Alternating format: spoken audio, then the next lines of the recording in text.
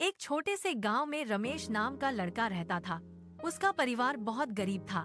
पिता खेतों में मजदूरी करते थे और माँ लोगों के घरों में काम करती थी। कई बार घर में 2 वक्त का खाना भी मुश्किल से बनता था। रमेश बचपन से ही समझदार था। वह जानता था कि गरीबी से बाहर निकलने के लिए उसे कुछ ऐसा करना होगा। स्कूल से लौटने के बाद वह एक छोटी दुकान पर काम करता था और जो भी पैसे मिलते उनमें से थोड़ा थोड़ा बचाता था। एक दिन उसने देखा कि गांव के किसान अपनी सब्जियां शहर तक पहुंचाने में परेशानी झेलते हैं। रमेश को एक अवसर दिखाई दिया। उसने अपनी छोटी सी बचत से एक पुरानी साइकिल खरीदी और किसानों की सब्जियां शहर की मंडी तक पहुंचाने लगा। शुरुआत में उसकी कमाई बहुत कम थी, लेकिन उसने मेहनत नहीं छोड़ी।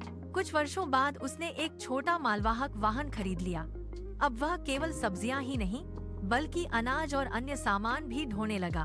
उसकी ईमानदारी और समय पर काम करने की आदत के कारण ग्राहक बढ़ते गए। रमेश ने अपनी कमाई का अधिकांश हिस्सा खर्च करने के बजाय निवेश किया। उसने दूसरा वाहन खरीदा, फिर तीसरा। धीरे धीरे उसकी एक छोटी परिवहन कंपनी बन गई। समय बीतता गया। जिस लड़के के पास कभी स्कूल की फीस भरने के पैसे नहीं थे, वही आज कई लोगों को रोजगार देने वाला सफल व्यवसायी बन चुका था। उसने अपने गांव में एक पुस्तकालय और गरीब बच्चों के लिए छात्रवृत्ति की व्यवस्था भी शुरू की। एक दिन किसी ने उससे पूछा, तुम गरीब से अमीर कैसे बने?